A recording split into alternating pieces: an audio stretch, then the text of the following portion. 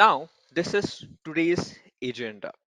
Okay, today what we are going to do today is day 3, and today we are going to discuss about OWASP Top 10 Vulnerabilities. What actually is OWASP is, or an organization. I will be explaining you that as well.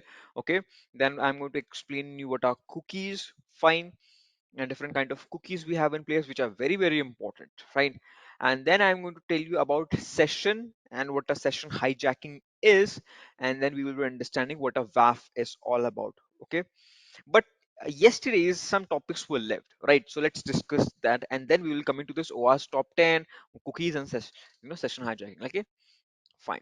Okay, so yesterday we were discussing, at the end of the session, we just started about post exploitations techniques. Post exploitation is that particular phase when your particular system is being, guys, compromised. Fine. Now, what after your system has been compromised, what the attacker is going to be doing, right? That's all about post exploitation. When your system has been hacked, then after it, what really happens? That what happen in the post exploitation technique. Fine.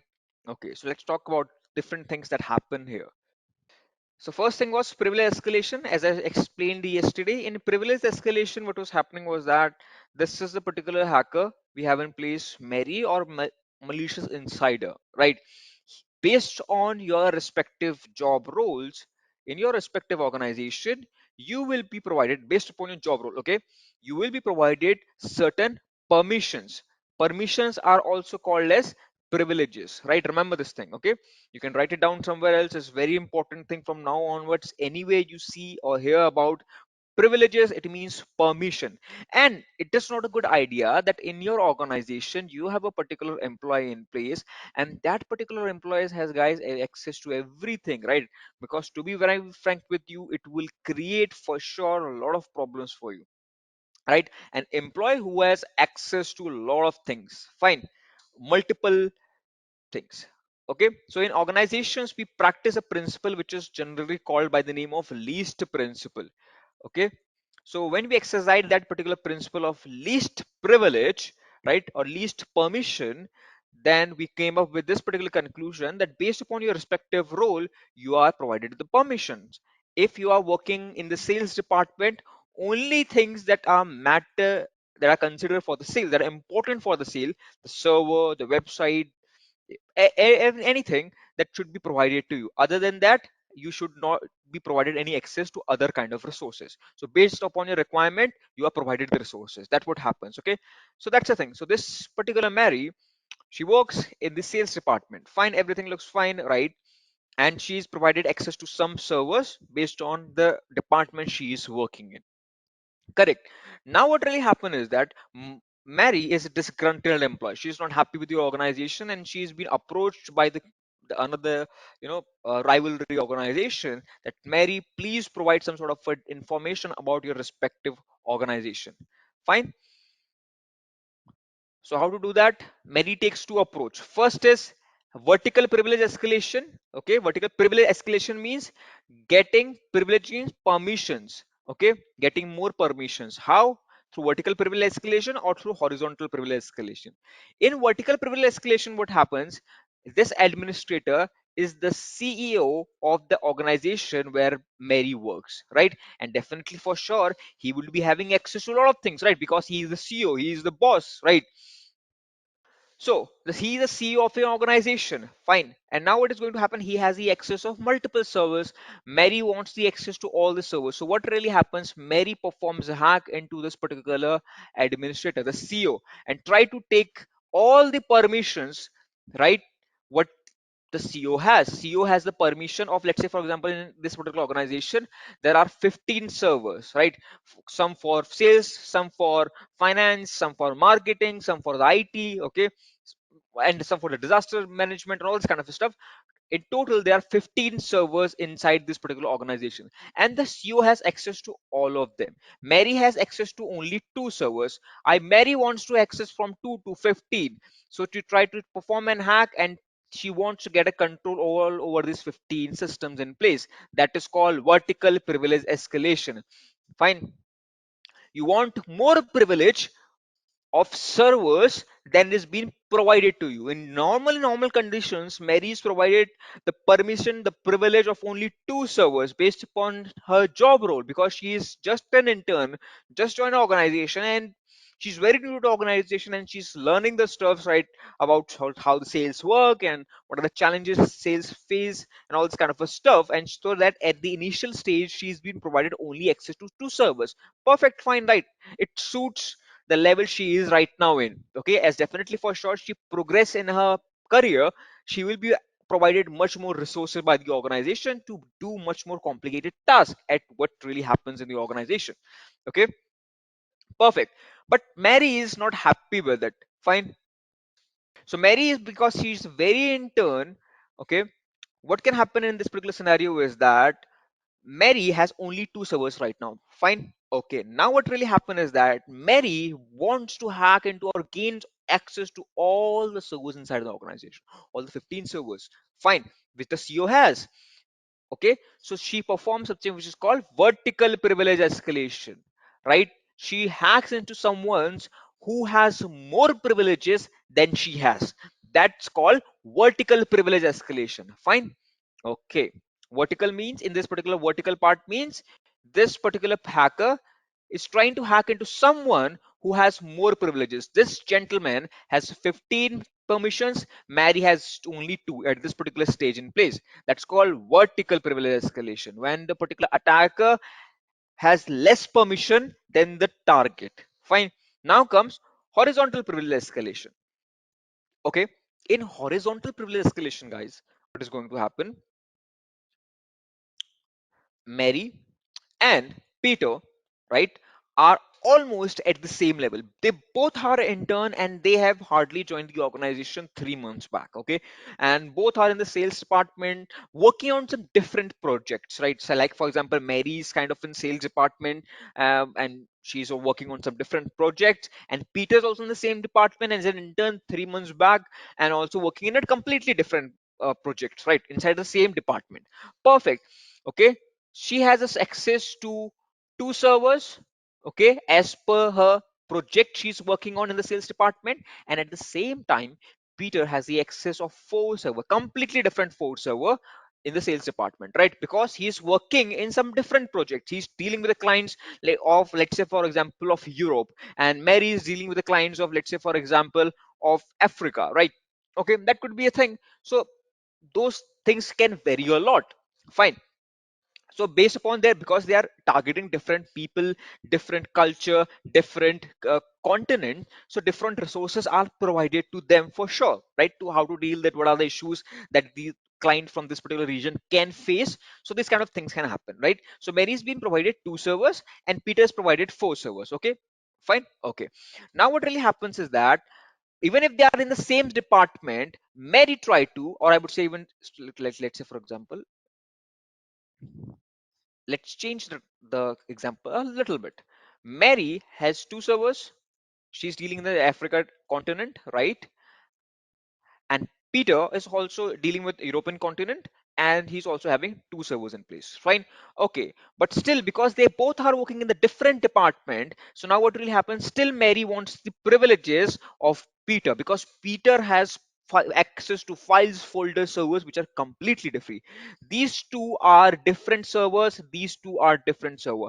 Mary wants this as well, right? That's called horizontal privilege escalation. In this horizontal privilege escalation, you target someone who is like in your same level, right? Who is like your colleague. You target him because he's working in some different projects. Okay, and so you want to steal files and folders, his permissions and all this kind of a stuff in place. Okay, that's called horizontal privilege escalation. When you target your friend, your colleague, right, which has almost same level of privileges, permission as you has. And when you try to target your company's CEO, CISO, CTO, okay, the higher management who has much more privileges than you, that is called vertical privilege escalation.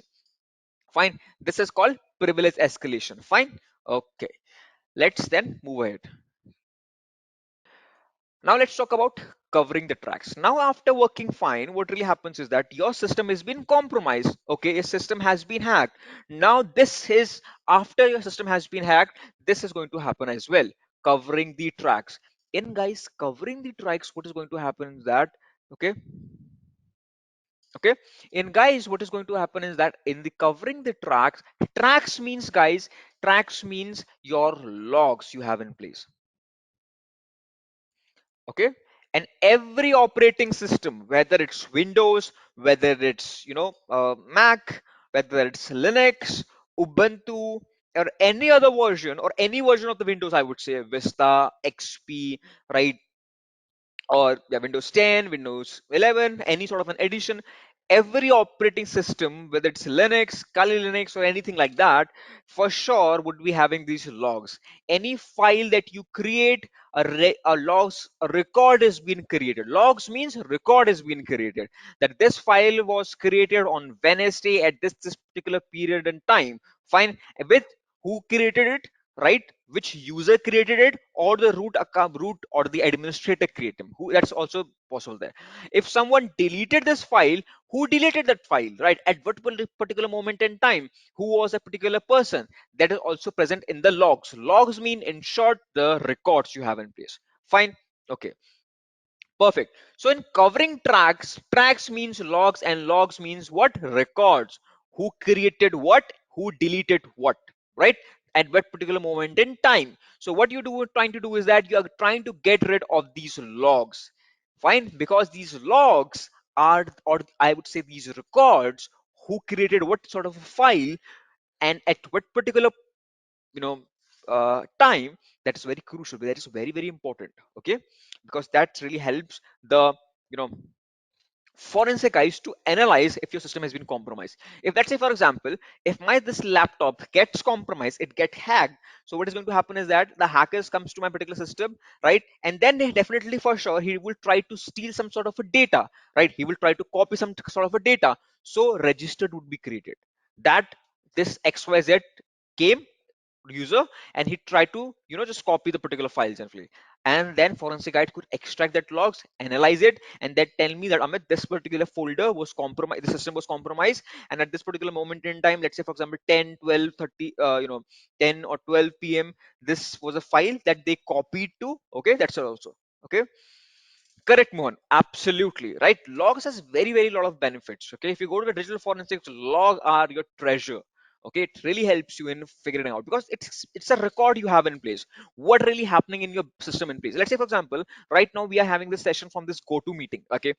So in the log of my particular laptop, right, I have to go and access it out. It will be written that GoTo meeting is being accessed by this user. Who is the user? Amit.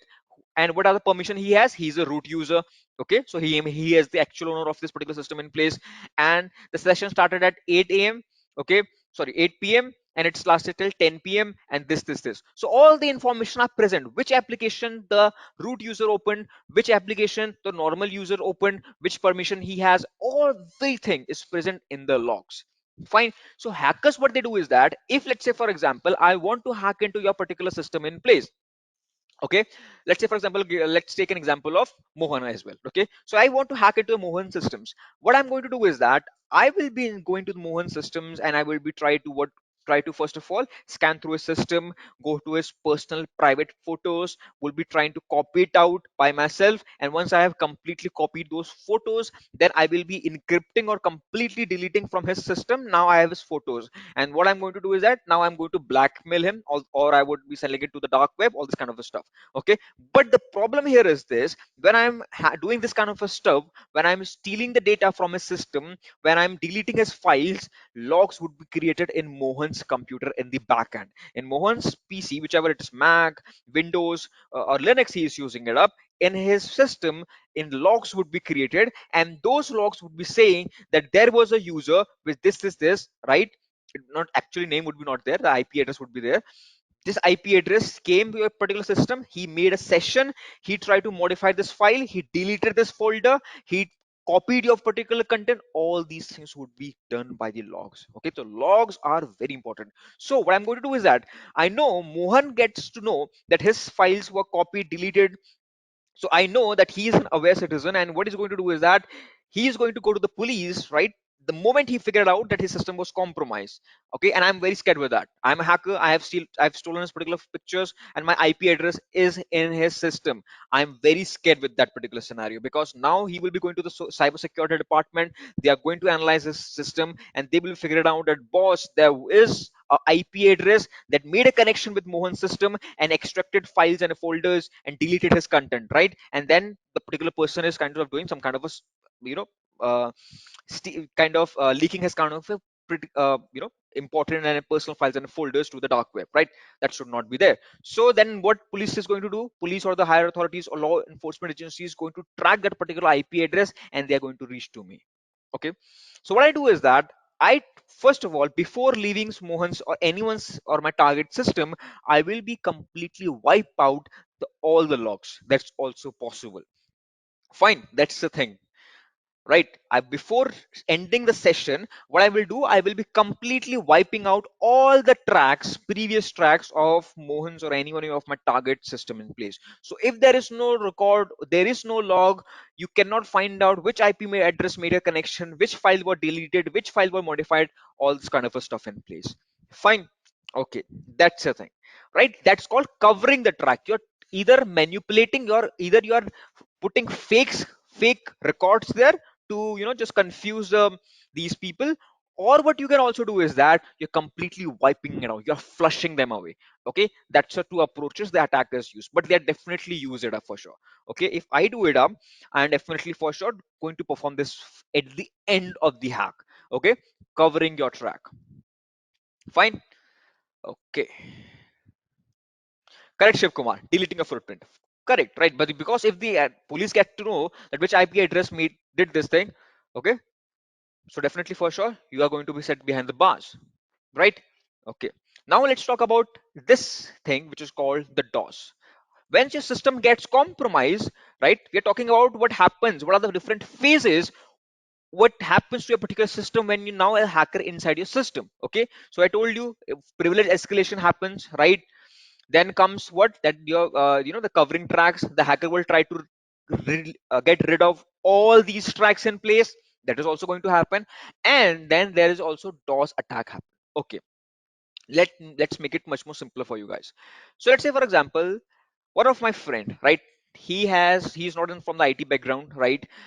He's some sort of a professor in some college, and he asked me one day that, Amit, you know what, I do not have any sort of a sensitive information in my phone, right? If my system get hacked or my phone get hacked, uh, no issue with that, right?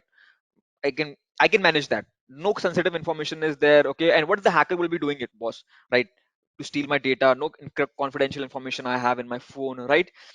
So that kind of thing, he was giving an argument. I told him that when an attacker attacks your particular system, right, there are two motives that he wants to do. Fine. Okay, first of two things he want to use your device for.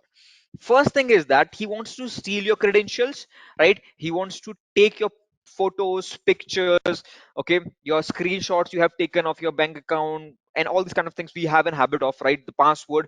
He will take those things, use it against you, or sell it to someone else in the dark web. And trust me, it's a huge market. Your data is being sold, and millions of dollars are being earned selling your personal privacy. Fine, that's the one thing. Okay, another thing is that attacker, what can also do is that attacker can take your data, or also can make your system a bot, right? It can make your system something which is called by the name of bot, right?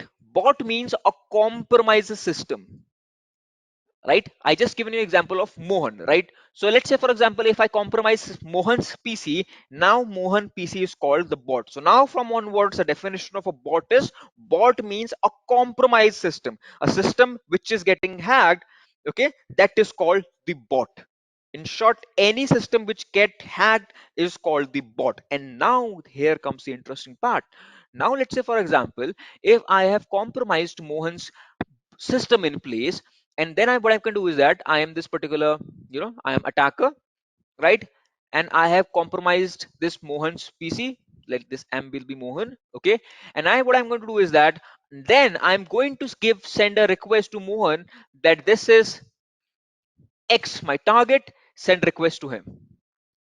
Okay, and when he will be going to the police that some malicious traffic is coming and some hacking attempt are being made, police will be tracking that, okay, these systems are coming from the Mohan, right? And even Mohan would be not aware about it. I've seen these cases multiple time in my particular career as well till now, working with the law enforcement agencies, and you just track down the IP address. It will be, you will be tracing it back to some village far far. Okay, and he would be a 60 years old man, and he has absolutely no idea what a IP address is, what an internet even that is. He would be having a very, that Nokia phone, okay, that burner phone, he would be having it up, of no use, right? Very little communication things would be, he will be having. But because someone has now converted his phone into a bot, and now using his particular systems, malicious traffic could be sent. So attackers are not just behind your data, they are also behind your devices.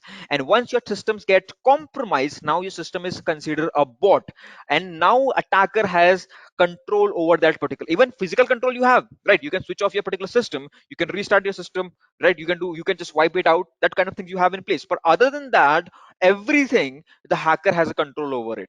Okay, so he can, what you can, he can send an instruction, and through Mohan's phones, multiple sessions would be, or multiple malicious traffic would be sent to the Amazon or like Flipkart, or right, or multiple things, and then they will be filing campaigns, and Mohan would be sent behind the bars, and he has absolutely no idea that his phone, his system was being used to perform something which is called the DOS attack. So the compromised system in this particular scenario is called the bot, which was Mohan's system.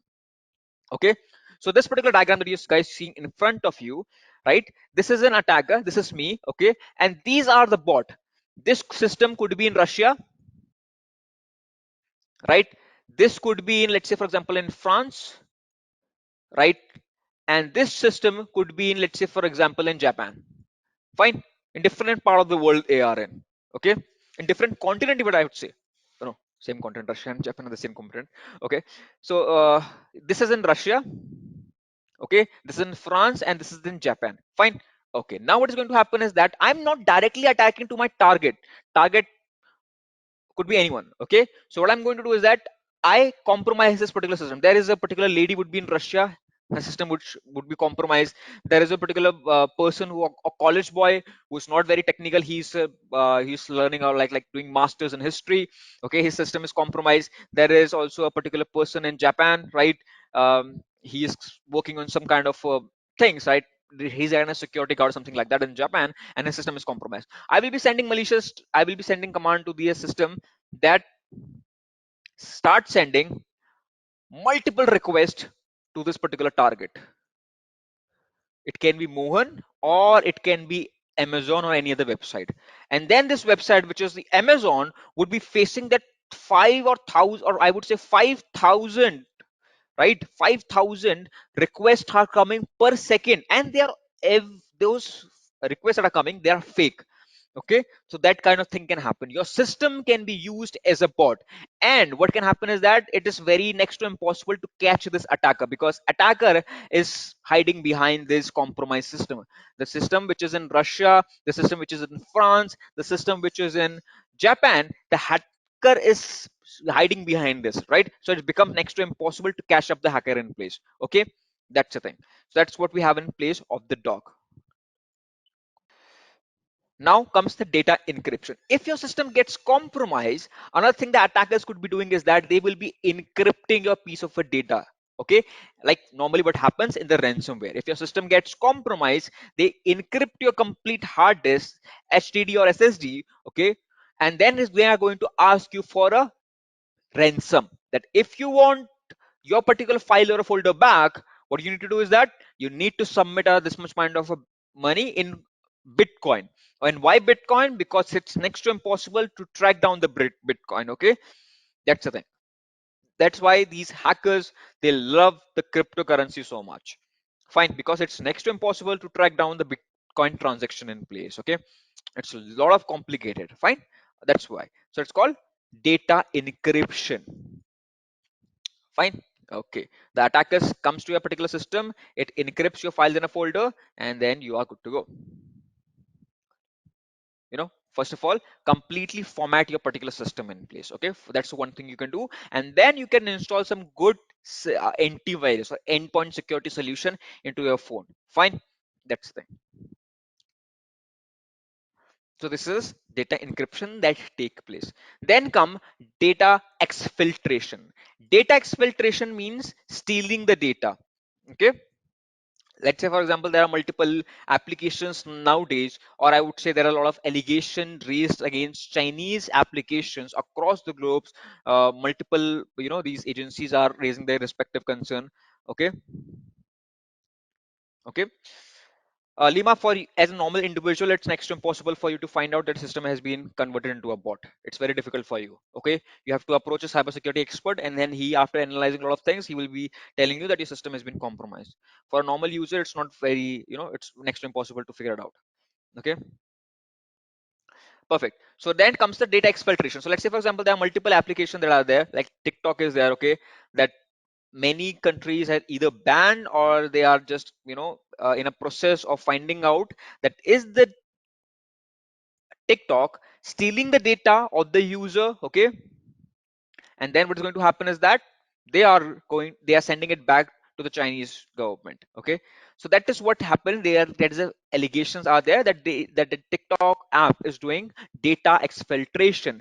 It is stealing the data of the particular customers in place. That is what happens in the data exfiltration part. Okay, fine. No, Raginam, that's not it. Okay, so Bitcoin worked in something which is called, uh, it's kind of a very interesting thing we have in place. Blockchain it works upon. Okay, the Bitcoin works on something of technology which is called by the name of blockchain. Right, a kind of very complex technology we have in place. Very good, but kind of little complicated. Okay, perfect.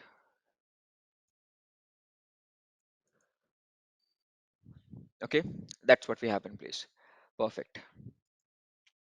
So that's called data exfiltration. When someone steals your particular data, so a hacker is in your particular system, he's stealing your data, he's stealing your personal files in a folder. That is called data exfiltration. Okay, perfect. Now come, let's talk about OWASP top 10 vulnerabilities, right? Okay, fine. Okay, so then comes OWASP top 10 vulnerabilities. So now the question arises, what is actually a OWASP is? OWASP is an organization. Like there are multiple security organization we have across the world. Okay, like say we have EC Council, right? We have COMSHA, like InfosecTrain. Okay, multiple other organizations are there across the world in the field of cybersecurity, and OWASP is one of that organization. Okay, so OWASP stands for Open Web Application Security Project. Okay, so it's an online community that we have in place, and what it does is that it's an organization that focus on improving the security of software, right? It's known for its effort to identify and address the most critical security risk in web application and related software. So what it does is that every 2 or 3 years they kind of publish the most common vulnerabilities in but available, okay, in cloud, in API, okay, in web applications. It keeps on providing us this kind of thing in an interval of 2 or 3 years, right? So this is the latest they have been provided in 2021. I think this year or the next year they're going to provide the latest one again. Okay, because it's been a while. 2021, it's been a while. I think they are planning into releasing the new list within a period of 2 or 3 years. They publish a new list. Okay, so if we go by the 2021 list, these are the 10 common vulnerabilities, fine, that are that they have they have done the survey across the globe, and they find out that these are the vulnerabilities that are mostly common by found in many organization in place. That's called OWASP top 10 vulnerabilities. And what's the benefit of it? Why do we need to learn about these vulnerabilities, boss? Because if I just learn about them, these top 10 vulnerabilities are, these top 10 vulnerabilities, they have done the survey part, right? And they have figured out that these vulnerabilities are found in most of the systems across the globe. many prominent systems in place. So what I can do after studying these mistake done by some other organization, I can make sure that my organization, my InfosecTrain, do not have this broken access control which is stopping the list, then this cryptographic failure. So I make sure my respective organization InfosecTrain do not do these mistakes. They do not, the application, the softwares, multiple products that we create do not have these kind of an issue in place. They do not do these mistakes. Okay, there's mistakes, the vulnerabilities, the loopholes that were found on someone's else PC. I do not want these loopholes to be present in my system, okay, or my organization system. I'm making sure. That's why I'm educating myself that these loopholes exist, right? There is a complicated attack which is of I would say a vulnerability which is called by the name of server side request forgery, which is called by also by the name of SSRF, are pretty complicated but impactful. Fine. So I'm making sure that what I'm going to do is that I'm going to discuss this with my team, my juniors, my seniors as well, that how we can protect a respective organization from this particular new vulnerability, this server side request forgery. What I can do to mitigate it, what I can do to kind of contain it and kind of degrade it, right? Those kind of thing. So that's why we are learning these things. Okay, OWASP top 10 list. Fine. So one by one we will be going into it. First is broken access control, right? In the broken access control, what you have in place is that in the broken access control, let's say for example, two scenarios we have in place. In this picture that you're seeing right now, this is scenario one, okay, and this is the second one, right? Okay, so this is the first scenario, first one and the second one. So first of all, let's understand the first scenario. If you see that this particular person, this one is a legitimate user, right? So if the particular person enters the right credential, he's a genuine employee, okay, of an organization, what could be Microsoft, Google, Apple, anything. So this particular person is a genuine person of an organization. He enters the credential, the username, the password, the multi-factor authentication, all this kind of a stuff, he entered it, and the access is granted to him. The servers verify that, okay boss, the credential provided to this particular person is absolutely correct, right? He has entered the correct credential and he is provided access to. That is something which is called by the name of access granted. Fine, it's work, right? It's perfectly, that's how the thing should work. That when I enter the credit credentials of my email account or of my ATM or of my office, right, I should be provided access. And another thing is that this particular person, this one is malicious. Okay. And when he enters the credential, because he is malicious, he, or you can say he's outsider, he do not have, or you can say he say that this particular person is an unauthorized person, or an unauthorized user. Okay. He do not have the credential. He is not an employee of your organization. So definitely if someone is not a part of your organization, he would not be having the credentials. But still, if we try to act at just enter your premises, then he will be have to type something over your particular that keypad, right? The numbers, or in the ATM also he have to perform that kind of stuff. What is going to happen? He will be denied access. That boss, you have the credential that you have entered is absolutely incorrect. You can visualize it from the Gmail. Okay, in Gmail what really happens is that I have already account, right? Amit something something at the rate gmail.com. Perfect. Now what really happened here is this: I enter my credential, okay, my username, it verifies, then it asks me, Amit, tell the what's the password is. I tells the password as well. Okay, whatever the password is, it verifies again, then it asks me, Amit, what's the multi-factor authentication that you have enabled here. Tell us that as well. I enter the 6-digit multi-factor authentication for my Google Authenticator app, or using my Ubico keys. It's a keys you have in place, which is also much more secure than Authenticator app. Pretty costly, but absolutely golden standard of authentication. Okay, fine. So I provided all these kind of a stuff in place. It verifies by its server, and then it comes to find out that boss, this person, this is actually a myth. He has a username correct, he has a password correct, he has a multi-factor authentication correct. Now provide him the access. My Gmail would open, then I can send my email to my manager, my junior, my CEO, whoever I want to. I can just send up a particular mail, or I can receive it up, right? That is the correct way of authentication, how it really works. But you can see that if this authentication works, because somewhere some kind of a authentication is going on in the backend, right, which is verifying that this particular user has entered, Amit has given us username and a password. Someone is there in the backend who is doing this job of finding out that whether this particular password is correct or not. That is the authentication that is going on in the backend. Multiple things are there, right?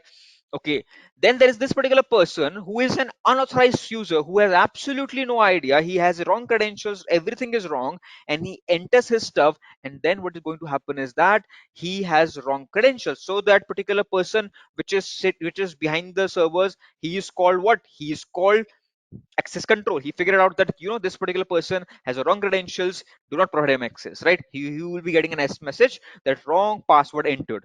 That kind of thing he will get. Okay, this is the scenario. This first scenario is that in case when your authentication is working. Okay, but we are talking about a vulnerability which is called broken access control. When your access control is broken, okay, so how to so how it really works, this broken access? This is a situation that mimics broken access control. Fine. In broken access control, this is a genuine person. Okay, same scenario. The first genuine person is there, or I would say an authorized user, right? Simple, like me. I have been provided my email address, my respective organization. I enter the username, I enter the password, and I enter ton of this stuff for my that for verification purposes, like my multi-factor authentication, my token key, and all this kind of thing. And this authenticator verifies it that okay, Amit had entered something, and lets me verify that. And after verification, it provides me access to this particular kind of thing, file or a folder or my anything. Fine, that's how the access control works. It verifies your particular password, your credentials. Correct, very good. Now what really happens, this is a malicious person. He also enters, goes to the Google, enter the username, right? Random username, you can say xyzabcd, then enters the password.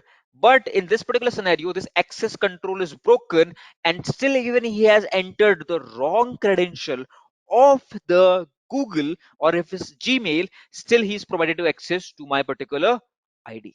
Or you can say that if I just taken any one of you, okay, and you go to the LinkedIn and somewhere you just do my social engineering and figure it out, or you just do some OSINT and some, background check, you figure it out easily, you can get my email address of my organization, okay, my personal as well, because I just keep on sharing with my student as well. So you can easily get that as well. Okay. What really happens if the Google's broken access control is broken? You just have the publicly available my username, you enter it up, and then you enter randomly what password. My password could be like 123. It is not, but just to give an example. So it could be 123. Okay, you can enter 567 because the authentication is broken, boss. It cannot verify it, but still you will be getting an access to my Gmail account. And just think of the scenario when a particular person, a hacker, has my access to my Gmail account or my official Gmail account of my organization. He can use it to steal information. He can send, this abusive messages, harassment as well, discriminating, multiple things he can do it up, right? To my COs, CTO, my juniors, okay, and that would be a catastrophe for myself as well as for my organization. He can send multiple uh, very bad messages, right, to the clients as well, and that definitely for sure going to affect the organization as well. Okay, so that's called the broken access control. When you access control the systems which verify the username or the password whether it's genuine or not, it's broken. It cannot verify whether it's genuine or not. Or you can say that access control is like a bodyguard. In first case, the access control is working, it means that particular bodyguard is working, right? You give him a password, you give him a username, it's cross verify that okay boss, it is working, it's correct, and you provided the access. If someone is there, he is your bodyguard, the bodyguard is there, he gives his credentials, bodyguard said, do not, you cannot enter it because your name is not on the list. Okay, but if the bodyguard is unwell, right, or he's feeling sick, so what can happen in that particular scenario is, boss, even if this malicious person enter the credentials, he will be still able to access it up, right? He will still able to enter the system. That's called the broken access control. It is number one. If you go back the list once again, you see it is across the globe, it is one, right? Previously it was in fifth position, but now it is in number one. You can see that it means that now they have figured out in 2021 there were many systems in place that has this broken access control. Fine, that's it. So make sure that when in respect of your organization, whichever organization you're working in, it should have a good broken access. It should have good access control, right? Okay. Then comes the cryptographic failure. Fine. This is at number two. Okay. So what really happens is the cryptographic failure, boss? Cryptographic failure. It means that your password has been compromised. Okay. It means that attacker somehow is able to get your particular password in place. Okay, because the organization which was storing your particular password was not fully able to protect it up. Let me explain how. Let's say for example this is an organization. Let's take example which is the one most notorious organization of leaking the data of the customers. I would say Facebook. Let's take example of a Facebook. Okay, this is Facebook. Facebook, I would say, has a reputation of leaking the data most of the time, I would say, right? Okay, so this is Facebook, right? On any organization we can have in place. Okay, now what has happened in this particular scenario is this is a user, Amit. Amit has a Facebook account, right? He enters his username and a password there, and Facebook in his servers for the authentication would be keeping it in the servers, right? This particular password in place. If the password could be 123, right? But what is going to happen is that Facebook is not going to store this password 123 in the plain text in the servers. It is going to kind of do something which is called by the name of hashing. Okay, it's a completely different concept, and using after doing the hashing he gets to know about he gets like 7x9. Okay, so now this is an encrypted format my particular password is, and in this particular format it is being stored in my particular database of the Facebook. Okay, perfect. Now interesting thing happen is there, the hackers are able to get my particular password. They get this particular thing 7x9, and after the 7x9 they can easily able to decrypt it and get that 7x9 equals to 123, and 123 is the password of Amit. They can easily find it out, and then they will try to hack into my particular system in place. Okay, so that is called cryptographic failure. The encryption, the encryption, the asymmetric and symmetric key, the hashing algorithm, all the algorithms that you use for encryption, for hashing, they failed, they were weak. Okay, so what you need to do, how to prevent from cryptographic failure, you have to use the latest one. If you use the older cryptographic algorithms, right, definitely for sure your systems can easily be compromised. There are multiple older one, right? They serve the community very well. For 20 years we used them, but now they are very old, they can easily be cracked. Okay, so the thing is that you should use the latest one, the strongest one. Fine, that's just how you resolve this cryptographic failure. If you used a very weak algorithm, and what the algorithm does is that if this is an algorithm, this is a particular password, you just put your password in this particular algorithm from one side, and what really happen this is it you get on the other side a kind of digit which is called xyz.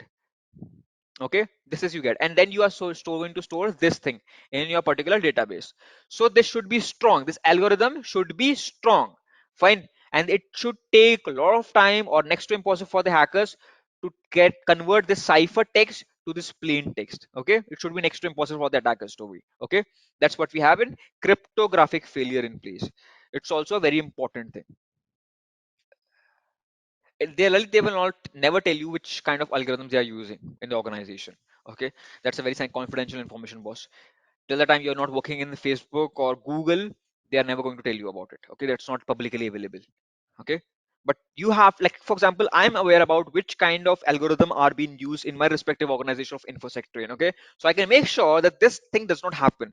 There is an algorithm which we used to a client password, because we provide the penetration testing and blue teaming to all these, and vulnerability scanning, all these kind of services as well to the clients as well. So what we do is, uh, if in our database we use this algorithm to encrypt the password of our client and then store it there.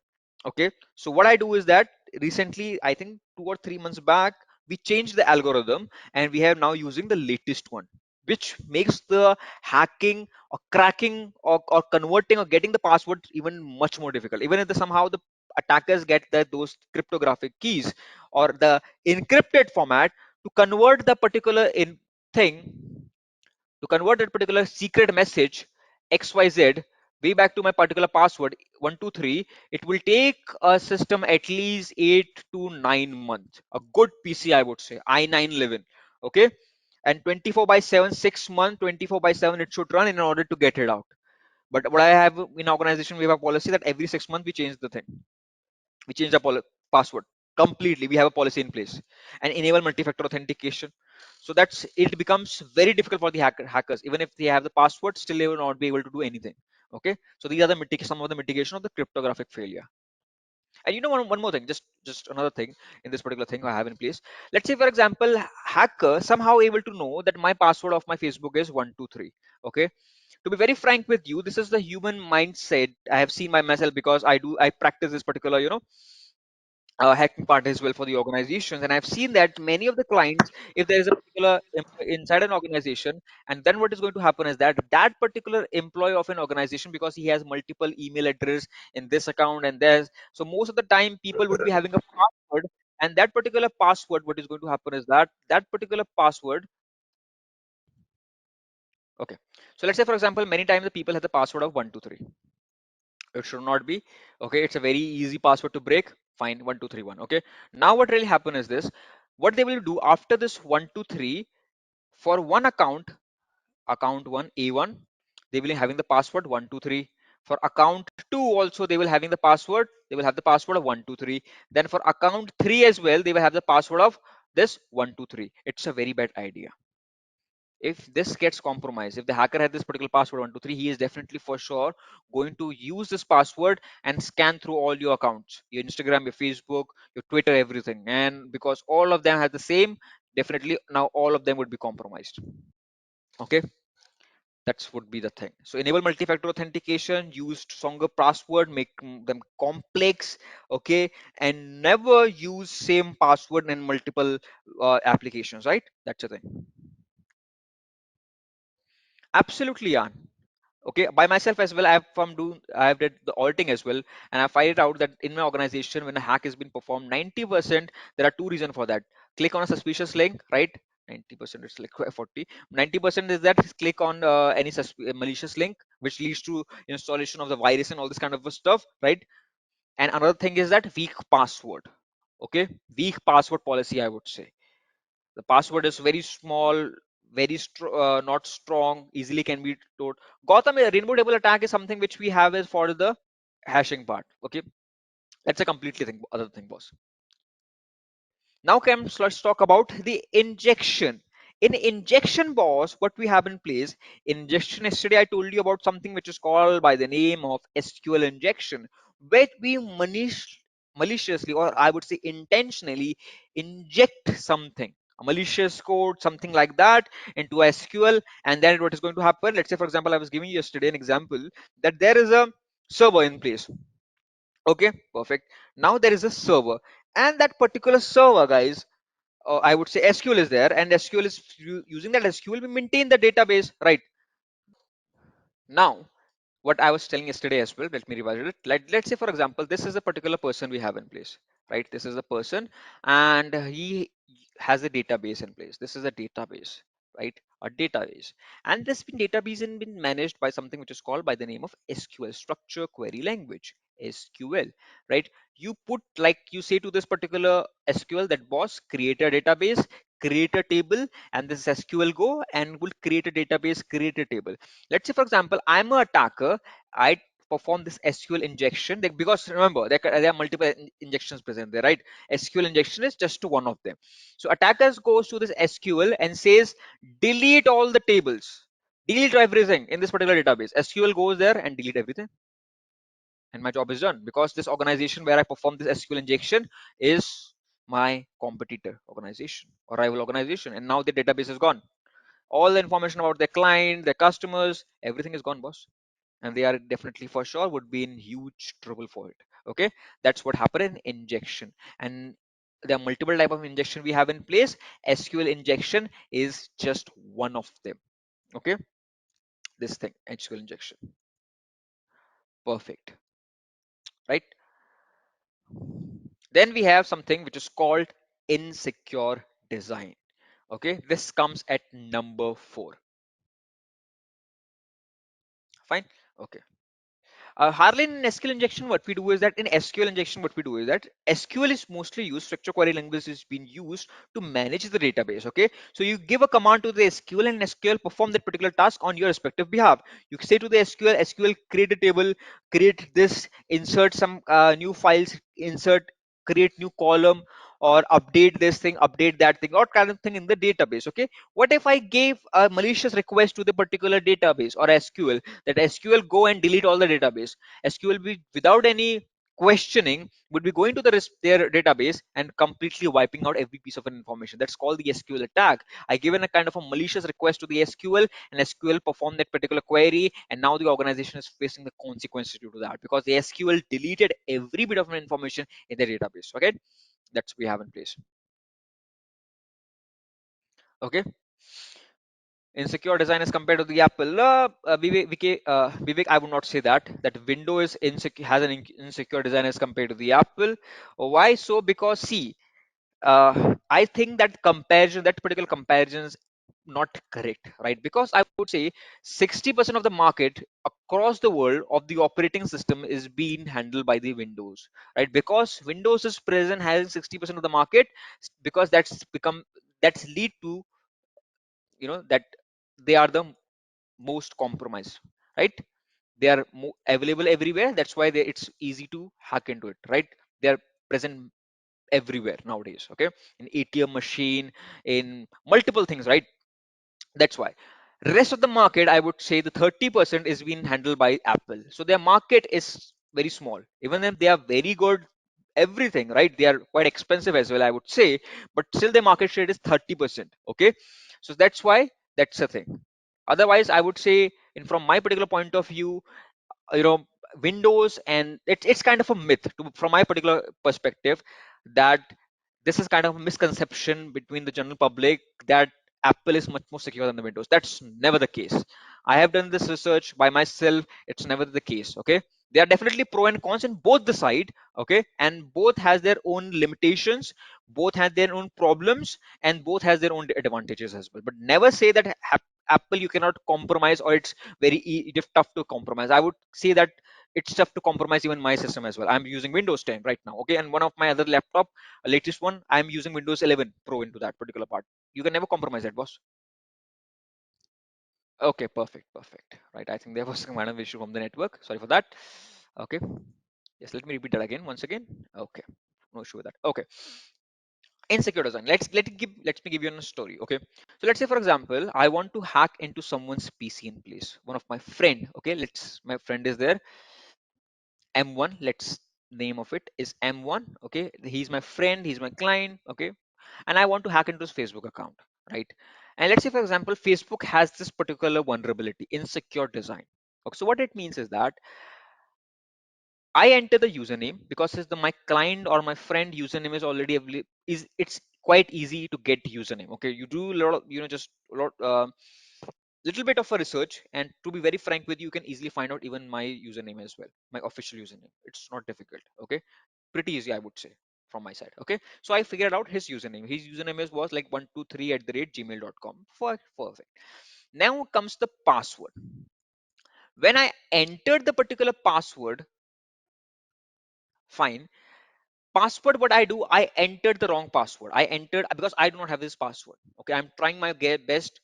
I'm making a guess. Okay, I have no idea what his password is. I enter the password 123. I hit enter. Google's in the backend do the verification that does this particular username has this password. It comes out no. I will get the error that this password is incorrect. I did it again and again and again. Same username, but again I'm typing wrong password multiple times. I would say 10 times I have entered wrong credential, wrong password. The username is correct, but the password is incorrect. Okay. When I tried the 11th time, a wrong password. Again, remember, I have absolutely no idea what his actual password is. I have entered 10 times the wrong password. Still, the Google is giving me a alert. Wrong password, wrong password, wrong password, wrong password. Try again, or just reconfirm it, whatever it is. And 11th time, again, I entered the correct. Let's say, for example, his password is ABC. That's what his actual password is. And 11th time, I entered the password again 123, because there's a problem in this design of the Google, that at 11th time when you enter the wrong password without any verification, it lets you enter or access the Google. And 11th time, even after entering the wrong password 123, even if the actual password is ABC, I am able to enter inside the Google, and then I am able to send his family members some sort of a meme, and those kind of, I would just perform some kind of a prank. Or if I'm a hacker and I want to seriously harm that particular person, his reputation, I'm going to send some kind of very nasty messages to this particular person. Okay. Absolutely, Gautam. Absolutely. It is already by default nowadays been implemented, right? So you have to look like in the Google, in the this big corporate organization, for sure they have implemented it from the day one, but not most of the organization, because there are other organizations as well, right? In my respective organization, InfosecTrain as well, if there are multiple services for the employees as well, if you want to apply for the leave, there is a different service we have in place for the employees. We have internal infrastructure for accessing the resources. Let's say, for example, right now I'm pursuing, I'm learning about machine learning, as well as there is a certification in November which is called ISO 27000. I have an exam for that as well. I have to appear for that. So all the resources are being provided by my respective organization, right? So there are certain username, password, multi-factor authentication that I have to enter, and then I can go and then read it out, all this kind of a stuff in place. Fine. Perfect. Okay. But what, so I have to also think in my mind that this insecure design should not be present in my organization, that someone has an access to infosec website, that secret one where only the the individuals or the you know trainers could get an access to, because study, or every kind of a study material is present there, right? So what I do is that I make sure that there is no this kind of flaw is there, that you enter the password 10 times, 11th time you again enter the password, but still you are doing it. That's called insecure design flaw. Okay. That's what we have in place, right? So you, how do you get rid of it? In this particular scenario, you can set up maximum time, that maximum attempt of the password. Let's say, for example, in today's world, we have mobile phone. Okay. And in the mobile phone, if most of the time I would still if you have in your phone that fingerprint scanners, I would recommend, instead of a pattern lock, go for the fingerprint one. Okay. It's much more secure than that. Okay. So if you have, like, let's say, for example, there could be a scenario that you are, having your breakfast, lunch, or dinner, and that at some point in time there is a message, and it is, you have kind of encrypted that particular application. In order to decrypt it and see what's happened, what's the message in the WhatsApp, you have to just put your finger there, and it will be opening it up. But sometime what can happen is that there could be some kind of a dust, or you're eating something and then some sort of a food particle, then you just make your finger makes a contact with that particular fingerprint scanner. It says multiple times login attempt, you are cannot access it for 50 second, 30 second, that kind of things. Okay. I can guarantee that most of you have seen that kind of a message, right? That you have put multiple times in your wrong fingerprint, right? Or multiple time wrong patterns in your mobile phone as well. You will see this particular message that you are cannot apply for 30 second, 40 second, all this kind of stuff in place. And another time you do a mistake, it will be increasing from 30 second to 1 minute, right? The more mistakes you do, the time keeps on increasing next time. That's the thing. So that's also a very good mechanism we have in place, so that can be applied here. That is also implied in the infosec internal networks. Okay. That even if an employee enters a wrong password, this is kind of a thing he will be getting it up. And if the problem persists, then there's some kind of a mechanism we have in place, that call your HR and all this kind of stuff, call your manager, this. There's some kind of a protocol we have to follow it up. That kind of thing we can have. Okay. So we, as an individual, I have to make sure that this does not happen in my respective organization, and you have to also do it. That's why we are learning this mistake. These are the mistakes that are present. These are the flaws, loopholes present in the systems. And that's why this OWASP did this study that boss these things are doing happening across the world, right? So what we need to educate ourselves and make sure that our systems do not have this kind of a problem. Okay, that's the thing. So in whichever respective organization across the world you guys are working, make sure that these problems are not in your respective organization, and if you find it out, remove them as soon as possible, right? Perfect. Now let's move to the next one. Okay, so insecure design can be anything. I have just given you an example of a password one. It could be anything. Okay, now let's talk about security misconfiguration. Okay, security misconfiguration is another very interesting kind of a vulnerability we have in place, right? It comes into the fifth position. Okay, in in this particular security misconfiguration, what really happens is that, again, let me give you a story of it. Let's say, for example, again, uh, story of which explain this security misconfiguration. Let's say, for example, there is an organization which manufactures CCTV cameras. Okay, right? They on a routinely basis manufacture the CCTV. Perfect, fine, right? Okay, correct, correct. So security misconfiguration, correct. So what really happened here is this: in this particular security misconfiguration, there is a CCTV camera organization. There is an organization that manufactures this CCTV, right? CCTV camera. Okay, perfect. Now what really happens is that every week they have a kind of a target, right? That they will be manufacturing 100 cameras. Okay, and 100 the CCTV cameras in place. And the interesting thing, guys, here is this: definitely for sure it's not possible for the organization to give a by default, right? If you have an equipment in place, the security equipment, whether it's firewall, IDS, IPS, right, the CCTV cameras, for sure it would be having a default password in place. So they will be giving for this particular batch for this week, they will be giving the password to all of the cameras 123, or I would say 1EV, right? It's pretty good. Right, all the camera 100 cameras of this which week which was manufactured. Perfect, fine, right? It's pretty good. Now the interesting thing we have in place in this particular scenario is,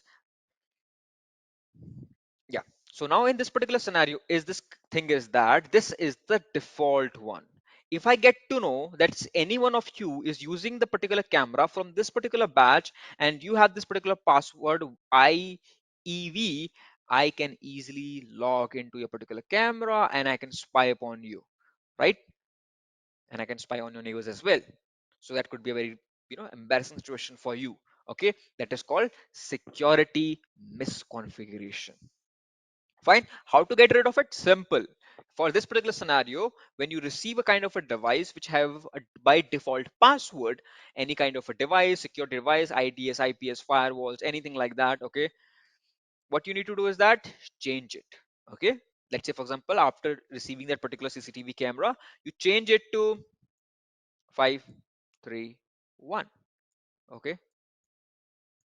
This is a new one. So even if I tried this one, it will not be worth it. Fine. Okay. That's it. So S31 is the new password that you have in place. Okay, correct.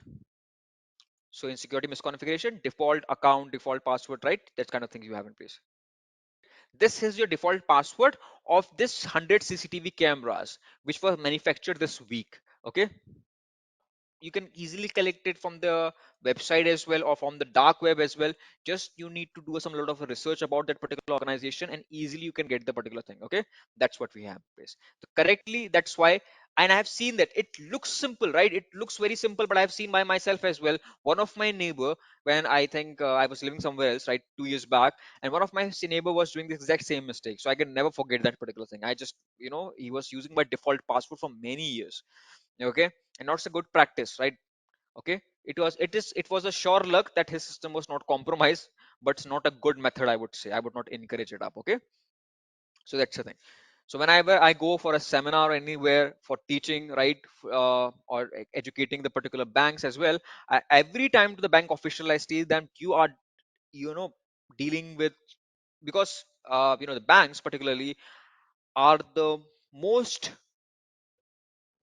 important, right, element in the economy, right? And they are the most abused as well by the cyber criminals. Every day a bank is being compromised, every single day. There is I would say attack happens there, right? So definitely for sure, when they have this firewall, IDS, IPS, these kind of a security solution in place, is there is a default password, change it as soon as possible. I would say before installations, change it. Okay, before making it online, change it. Okay, that's the thing we have in place. Otherwise, it would be in big. It will be making your life hell. Okay. Okay, so legacy system, what it means is that legacy system is not absolutely old system, or I would say the make it the definition much more technical, that system whose owner or manufacturer has says that they will not provide any sort of further security update. The best example is Nokia Lumia. If you remember way back in 2012 or 13, Microsoft made an attempt of Nokia Lumia, right? So that particular Nokia Lumia in today's world is what? It is an outdated component. If let's say for example, I'm using Nokia Lumia, let's say for example, right? Okay. So I also purchased that one of the phone and I'm still having it, right? So now let's say for example, that particular phone I'm at, so in way back in 2016, Microsoft made an announcement that we are where we are not going to provide any kind of a new model or this Nokia Lumia series, any kind of it. Okay. So what did it is that they made a statement that from now onwards, from 2016, no further updates, no security patches would be provided to it. So let's say, for example, currently I have this Nokia phone, Nokia Lumia, and it's still working with the grace of God. So it's still working. I don't know how, but still working. So that phone has lot of vulnerabilities, lots, because Microsoft has said that we are not going to provide any sort of a update, a patch. So there are vulnerabilities, a ton of vulnerabilities are there. So I'm not storing my personal files photo there at any cost. Okay, because there is a thousands way the hacker can hack into my particular system. Manufacturer has said that we are not responsible for it. That is called the legacy system. This whenever the vendor, the manufacturer, the system particular system organization who has created that particular product, hardware or software, has said that now we are not going to provide any kind of a further update or any kind of the update, right? That this is called the legacy system in place. Okay. Correct, Gautam. Correct. Apache servers or anything like that, that can be considered a overloaded component. So why this is so? Because in the organization, I have seen that by myself, this practice being done. Okay. Way back in March this month, this year, I would say, I visited Delhi, and in Delhi, right in India, there was an organization, and what they was using was that they were using one server which was outdated, right? The manufacturer of that particular server has said that now we are not going to provide any sort of a patch or anything like that, but the organization was still using it. Why? Due to cost. Okay, the cost, normal expense, I would say, right, from a financial point of view, if you just think about, okay, because you are an hacker, right? You remember that this field of cyber security is all about hacking. Okay, and you have to not think from a technical point of view, you have to think from an emotional point of view as well, from financial point of view. Okay, that's kind of things you have to think from every aspect. Okay, so that particular, I talked to his CEO and I said them that, this is there at Mr. And in your organization, you're using an old system. His manufacturer, I called him, and manufacturer is saying that this is an outdated component. We do not provide any service, any patches to this particular component, but still you're using it for a server. Okay, and it could be a problem for you, right? So why you're still using it? He gave me a very good answer. The answer was, sir, finance. Okay, because in I would say in India, if you just go and purchase a very basic server, not an advanced one, where a very basic server, it will cost you 9 to 10 lakh rupees, and it's a lot. Okay, for a very small organization which is just starting it up. Okay, we talk a lot about startup culture across the globe, right? We measure the different countries based upon that as well, or which country is becoming progressive and all this kind of a stuff. But if you look and talk to these small organizations which are just starting it up, building up a server is a pretty expensive thing. That's why many organizations nowadays are moving to the cloud as well. I have plenty of clients that are switching from on premises, right, physical servers to the cloud part. That's happening a lot. Okay, so because it's quite cheap, it is very less expensive to the cloud, go to the cloud part. Okay, so that's, he told me that replacing, so he brought that particular laptop of 25 lakh rupees. Okay, that particular servers, it served that organization for 5 years. Now it's a legacy system, but he says that I cannot throw it away. Okay, it's definitely for sure there's security reason, but the thing is that I have spent 25 lakh rupees, right? That 25 lakh rupees is a lot on a server. and say that I cannot just throw it away because someone is saying that. I told him, I just talked to him, I just try to convey him that, sir, it's not about 25 lakh, it's all about that this particular system now has multiple loopholes, and the vendor is never going to release a patch for it. Okay, if you keep on using it up, your organization is going to for sure face a lot of consequences. Users, attacker can hack into a particular system using those all the loopholes, and it will be a very catastrophic thing for your organization, and no organization wants. So I was able to convince him, and he get rid of that particular system in place. Okay, so that is what outdated components are all about. Fine. If you have a particular system in place, if you have a Windows 10, because see, I think 25 or 26 is the year where Windows 10 will also get outdated. Microsoft has released this particular thing statement, right? I think just look into it. 25 or 26 it is 2025 to 2026. So at that particular moment of time, this particular laptop from which I'm taking this session, this would be also invalid, right? So then I will be installing Kali Linux into it, right? Because the thing is that it is having TPM 2.1, and for Windows 11 you have to have TPM 2.2. TPM 2.2. Okay, TPM is kind of a chip we have in place for security in your organization, in your system, laptop. Okay, so that's the thing. So that I have no reason I will be converting it into a Linux system. That's the thing.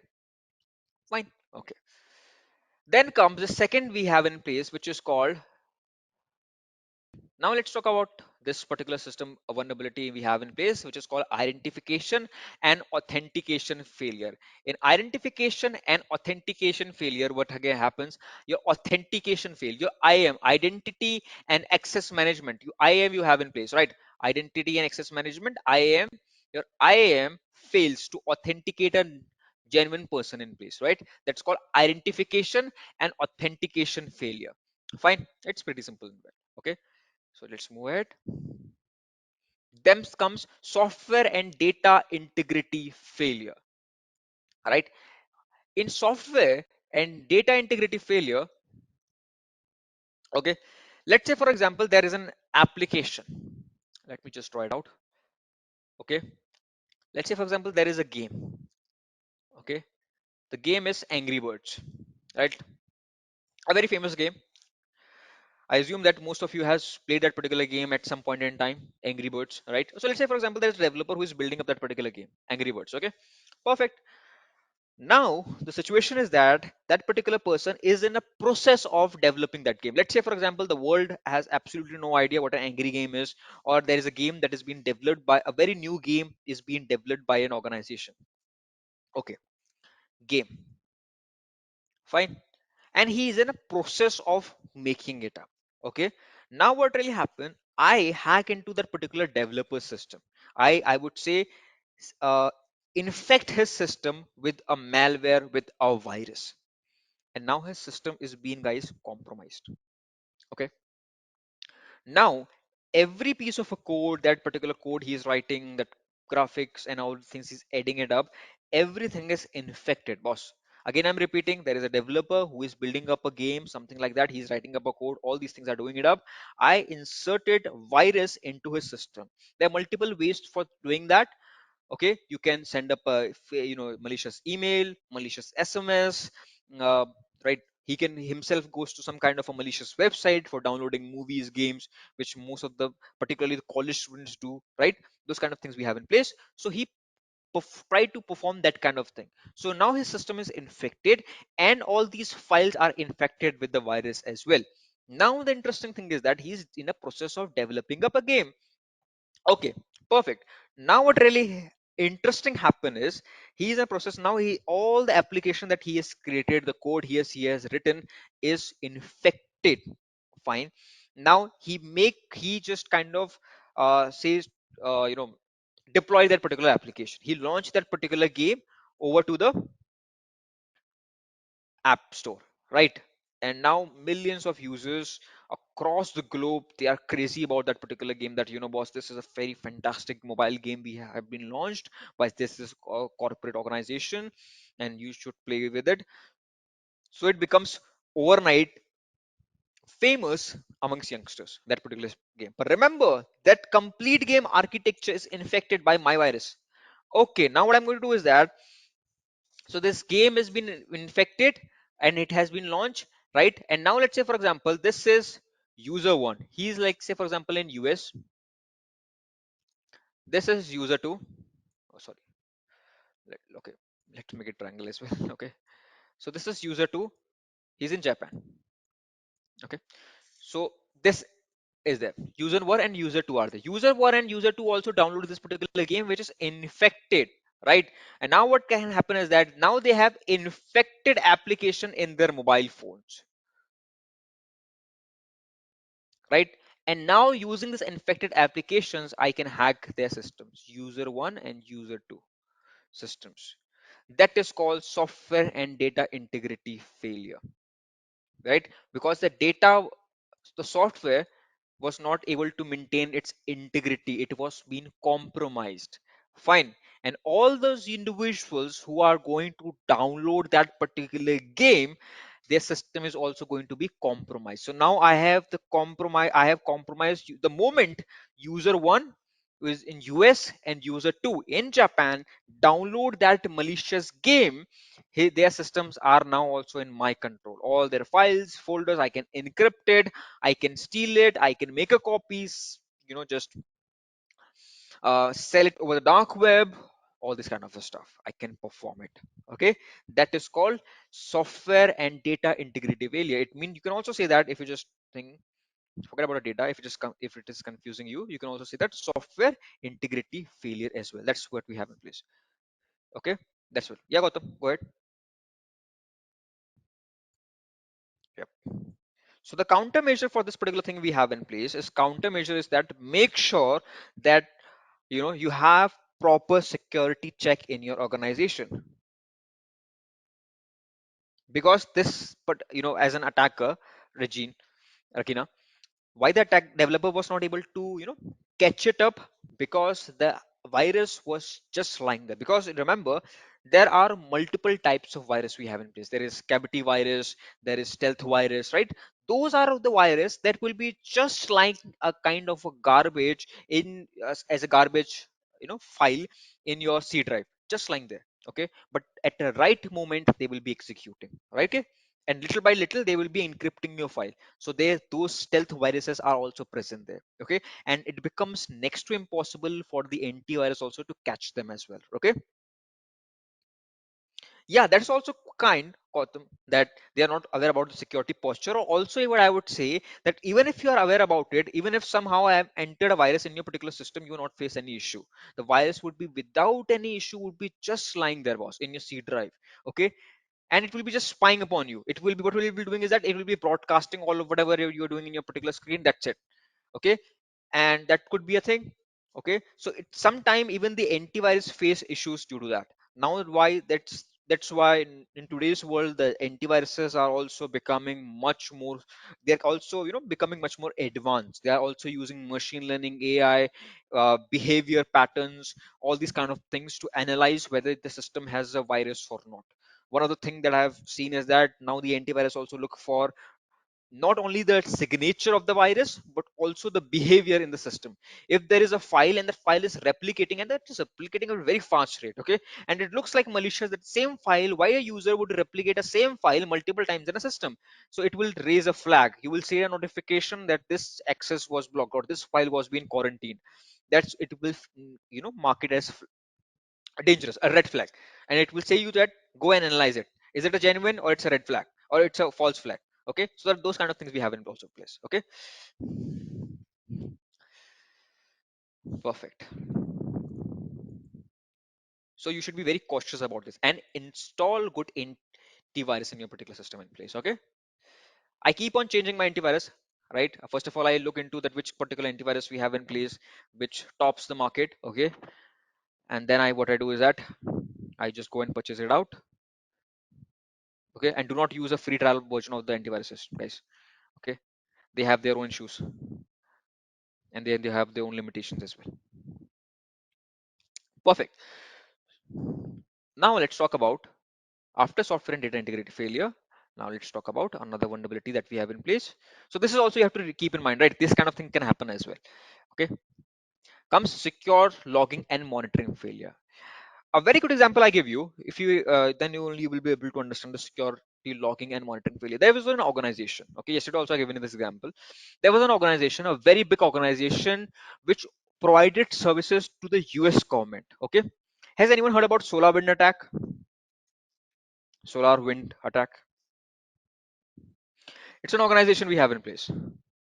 Okay, solar wind. Okay, it's an organization in the US, right?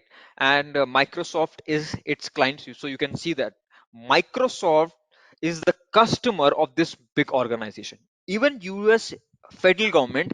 Okay, in India we have the central government, so in the US we have the federal government, right? So federal government is also a client of this organization, solar wind, right? It's a big organization, boss, and it's provide multiple tools.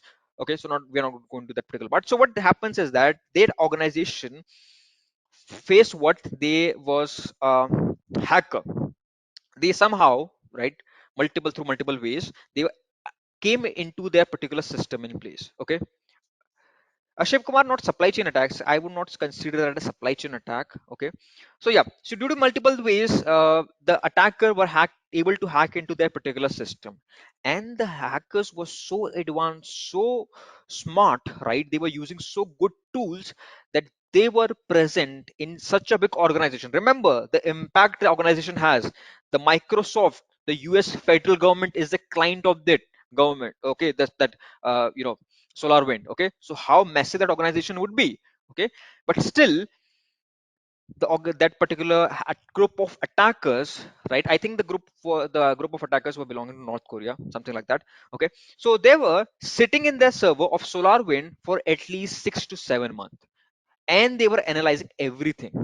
They were spying upon that SolarWind organization. They were spying upon their clients, Microsoft and federal government and all this kind of thing.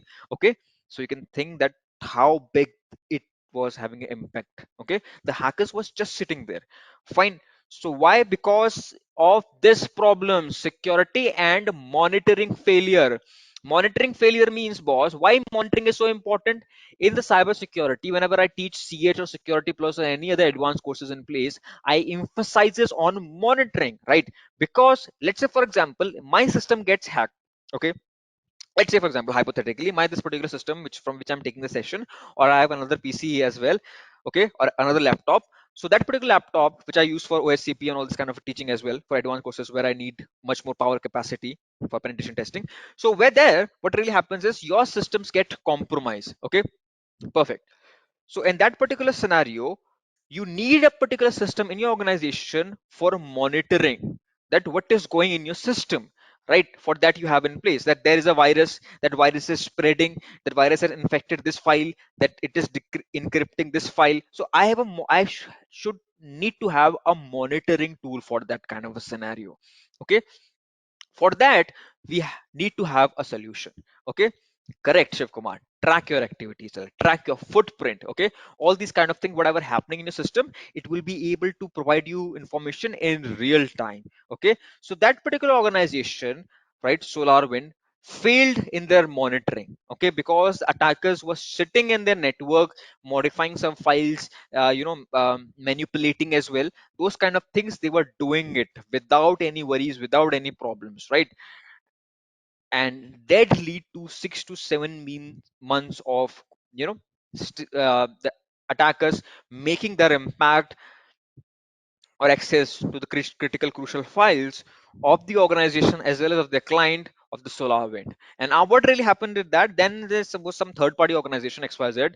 They came to know that okay, they approached the SolarWind higher authorities that boss, it looks like your system servers are being compromised. Then the SolarWind did investigation and they figured out that yes, there are hackers that were sitting in their particular network for a longer duration of time. So that was also a thing we have in place. Okay, that's the thing. So that's why you need to have these monitoring tools in your particular organization, that if your system is being compromised, because remember, no system is hack proof. Every system can be hacked. Even my system, even my laptop could be hacked, even no matter how much I make sure, resolve, update my laptop, update my antivirus, use a good antivirus, everything can be hacked. Okay, so when your system get hacked, you should have a monitoring tool.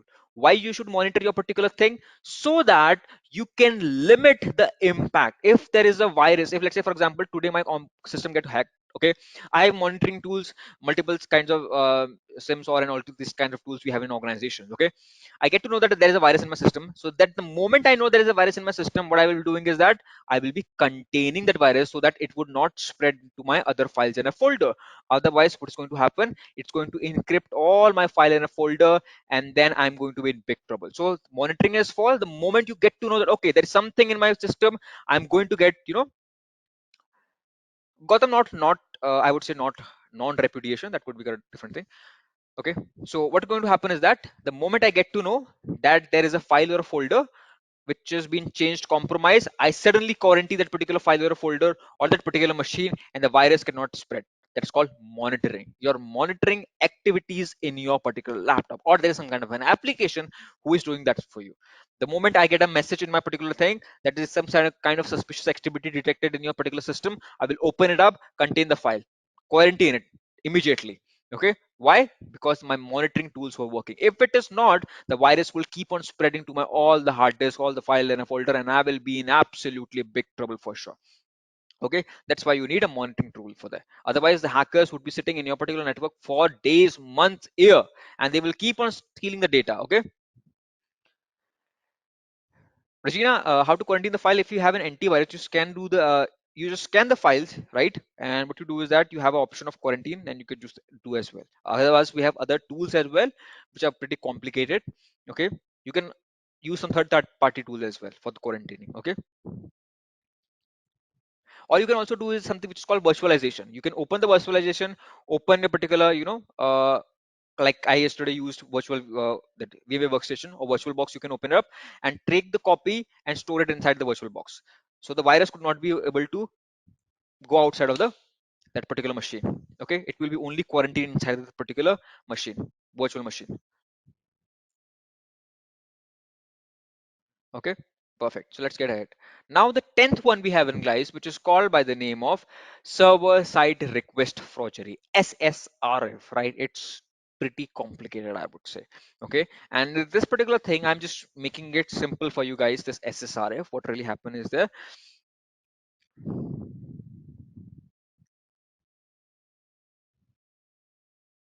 Perfect. So this is an attacker we have in place, right? And this attacker, what he's doing is that this attacker,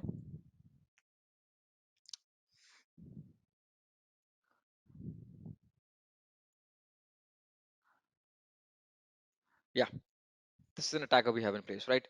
And now what this particular attacker would be doing is that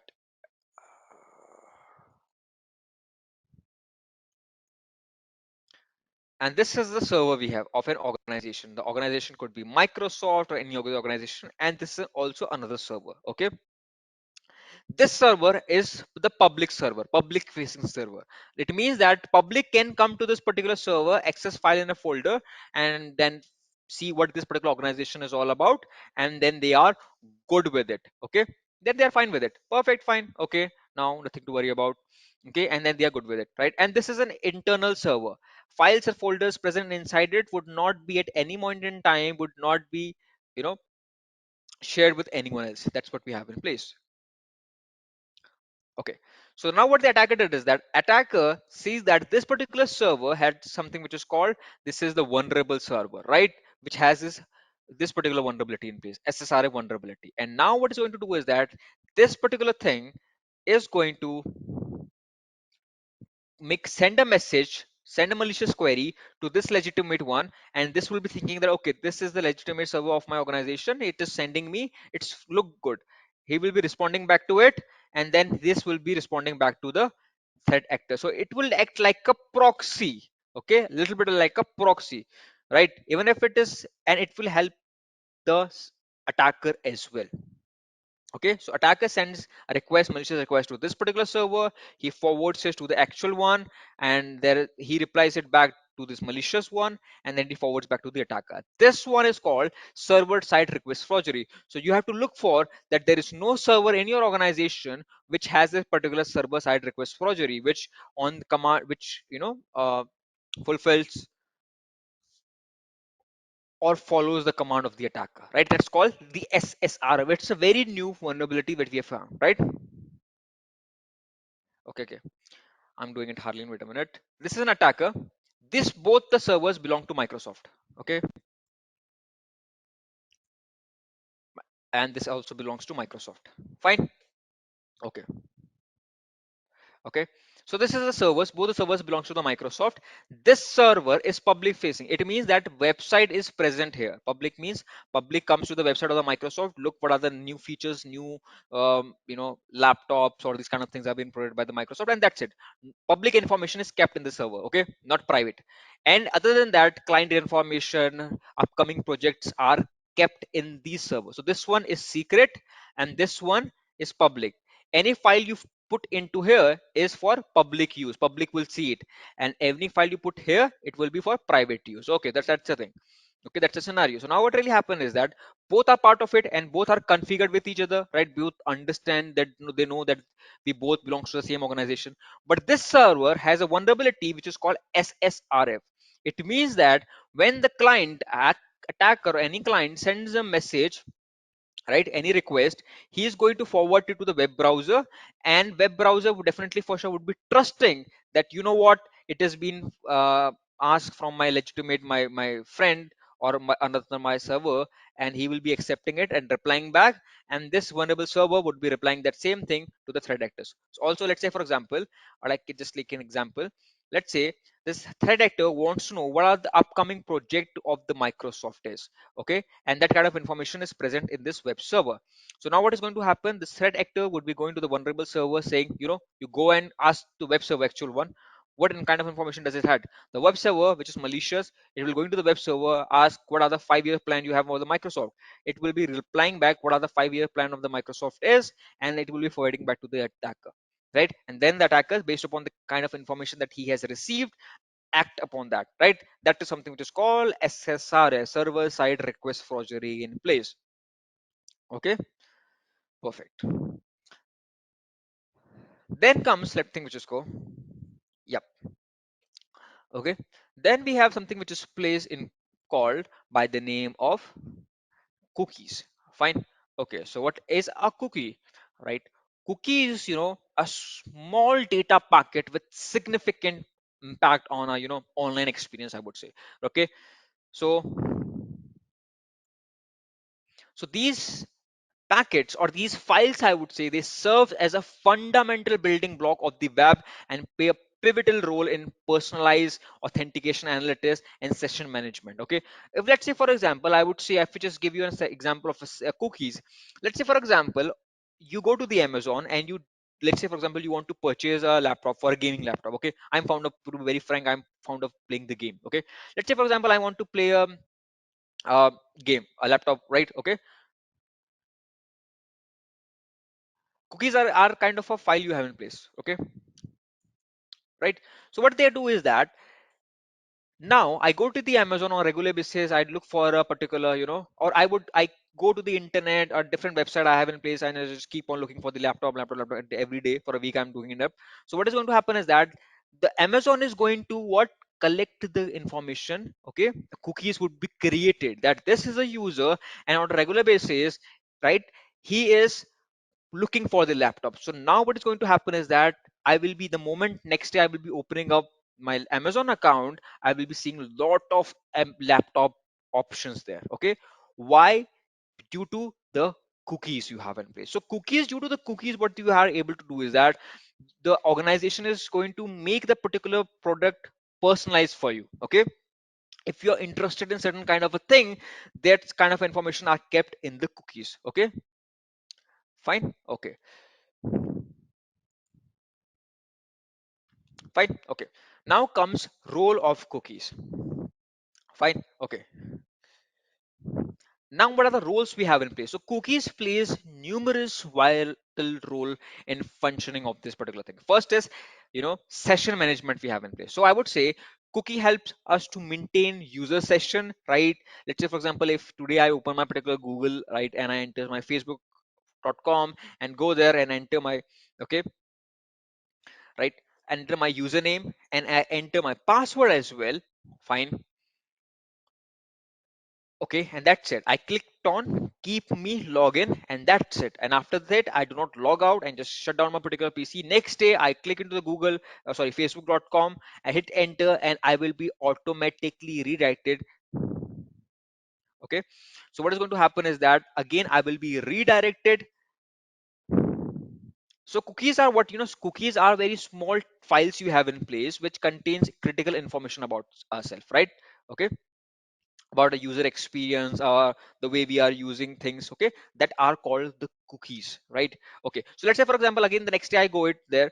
Yeah, persistent cookies is one of the type of cookie we have in place. Okay, persistent cookie and session cookie we have in place, Pranil. Okay, so let's say for example, next day I go to my facebook.com, I just type facebook.com, I hit enter, and next day I will, without any authentication, I will be easily go to my Facebook account. Why? Because cookies are there for sure, cookies are being created. Okay, there are pros and cons to that. So what can happen is that organization can manufacture discounts, target us, right, based on our cookies we have in place. Okay, that's the thing, to make our experience much more meaningful. Okay, that's the thing. So let's say for example, if I on a routinely basis go to the Amazon, look for these laptop and all this kind of thing, and if there is the person who is very fond of you know something else, right, he's looking for a mobile phone, you open your particular Amazon account, you will be seeing a lot of advertisement related to the mobiles. Why? Because cookies are created based because on your search history, right? And that's why Amazon is providing you a lot of options with this particular mobile phone and this. Okay, that's what we have in place. Fine. Okay, so cookies, they are also used to verify your identity, allow you to secure access to your personalized content, right? And cookies, what it also does is that cookies enables the websites to remember user preference, such as the language, the layout setting, provide a customized browsing experience that is also done by the cookies. And what can happen is that many website uses cookies to collect the data on user behavior, right? So enabling them to analyze and I would say optimize that such the site performance and user engagement. Okay, to make the engagement between the user and the site much more easier for us.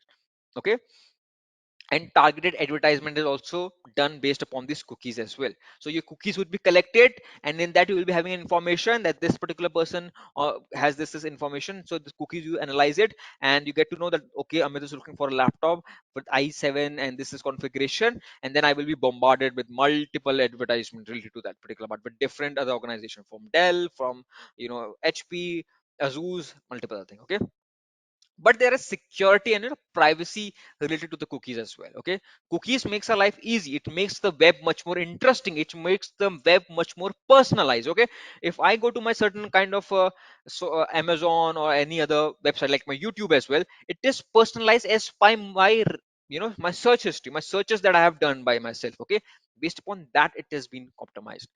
Due to that, the cookies that is there, right, if I just wipe out all the cookies, then it will be completely a reset. Okay, okay, so what are the security and problems with these cookies? What are the problems with that? So like the cookies, they fundamental enhancing a experience, right, or to make the web much more interesting, right? But when it comes to security wise, cookies are vulnerable to attack, right, if they are not properly implemented. So cookies hold information, cookies hold your username and a password as well. Remember it, as I told you, I go to the Facebook, I enter my username and a password, I hit enter, and next day I go to the Facebook again, I have not to enter any username and a password. You can do it by yourself as well, right? You does not need to do that, because cookies are there. In the cookies, your username and a password are being stored. So if the cookies are not implemented securely, they are prone to attack. So attackers can steal the information stored in the cookies without any encryption. So you have to store the information in the cookies with encryption as well. Okay, that's the thing, right? And cookies can raise concern, right? They can be used for tracking as well. That's why. So there are multiple browsers. Have you guys heard about something browser which is called by the name of DuckDuckGo? There is a browser with the name of DuckDuckGo. DuckDuckGo is there. I would say even Brave is there. Okay, right? These two web browser, I would say they are good to block 99% of the cookies. Okay, that tracks you. Right? That's a kind of a security complication that can arise. So if you use DuckDuckGo, so DuckDuckGo is there. It's a search engine we have in place, and then there is the Brave. Okay, I think both of them are have their pro and cons. I use both. Okay, fine. Both of them are pretty good, right? So I would not say Shiv Kumar which one is the best. I would say both of them are good, right? I used both of them. Okay, I have both of them in my system in place, right? Okay, that's the, but both of them are pretty good. They completely wipe up your data. And I would say even go to the YouTube in the Brave, just go to the Brave and open your YouTube channel there. Fine. Or you just open the YouTube, you will not see any kind of an advertisement there. Without any ad blocker, you does not need to install any third party, nothing. Okay, you will never see an ad. Okay, that's the thing. They block a lot of the cookies, and that's for sure very good. Okay, because Google, what they do is that Google, based upon your activity, because it collects the information, this cookies, right? And then it sells it to the advertisements, and based upon your search history, they provide you the search. If I look for the over the Google a lot of time, this particular laptop fight i7 configuration, this with this much 6 GB or 8 GB of graphic card, that definitely within few days I will be bombarded my YouTube channel and many places with what advertisement. Okay, so that's what the cookie is all about. Cookies, right?